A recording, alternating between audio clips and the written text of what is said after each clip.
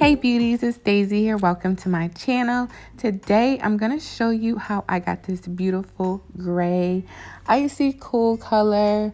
This is the 613 wig from Nadula hair. So I did the watercolor method and I'm going to show you how I got this look. So make sure you stay tuned. So here's the box the wig came in. Here is a picture of the wig before I dyed it. Unfortunately, I forgot to record the clip of me dropping the wig into the mixture. I just used some Adore dye. It was 150 platinum and some shimmer light. So I just mixed that in my little bowl here together and just dipped the wig into the water back and forth until I got the entire wig saturated. So it's going to look like this purple color, which may scare you, but once you wash the wig, it's going to be completely gray. So I was inspired by my girl Jayda. Her hair looks so bomb on this Instagram picture. And I was trying to think what color should I dye a wig. And I've tried like almost every other color but gray. So why not? I already installed this wig off camera and I'm just cleaning up around the lace. The lace was very light for me. So I go in with the pressed powder at the end so you don't have to worry about that. But so I can cover up some of this lace, I'm just cutting out a little bit of baby hairs, but I'm not going to do any swoops or anything. I'm just going to have like some smaller hairs in the front. It helps to cover up that lace and give a more natural look.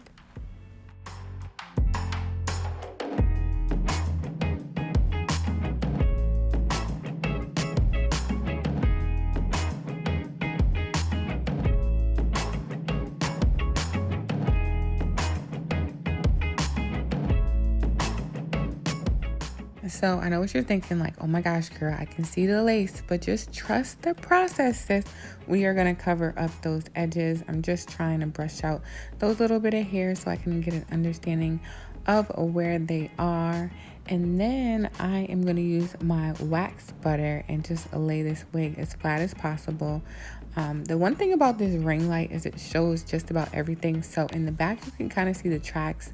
But once I comb everything down, you're not going to see them. Or once I'm out of that bright shining light, then you can't see any tracks at all.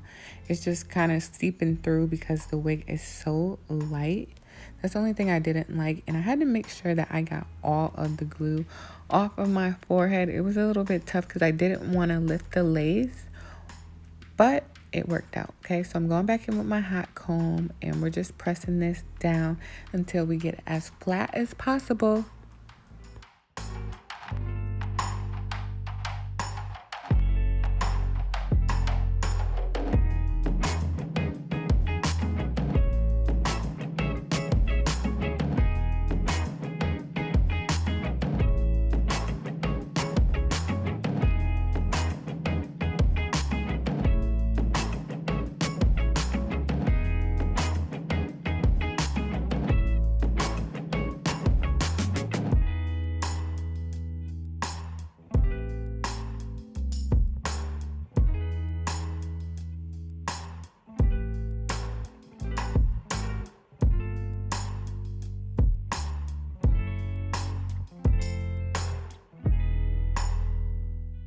So I just let the lace melt and then I'm just going to go in with my pressed powder from Fit Me.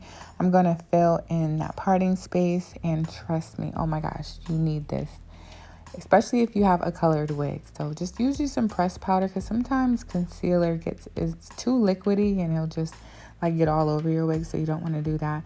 But this pressed powder makes a big difference in the wig. It gives it that more natural look. And I'm also going to fill in my edges as well.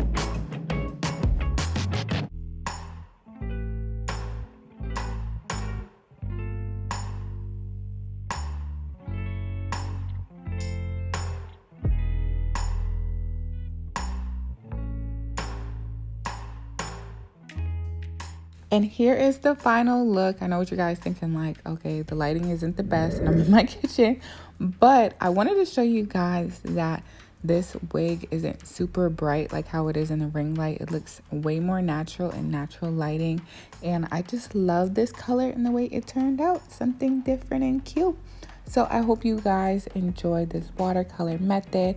Make sure you check out Nadula hair. They have some bomb 613 hair, and there's nothing bad I can say. It doesn't shed or tangle. I wish it was a little bit more thicker, but other than that, we're good. Thank you so much for watching, and until my next video, later.